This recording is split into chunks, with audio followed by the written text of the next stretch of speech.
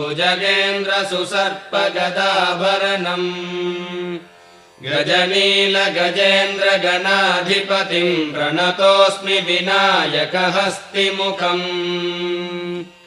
सुरसुरगणपतिसुन्दरकेशम् ऋषिगणपतियज्ञसमानम्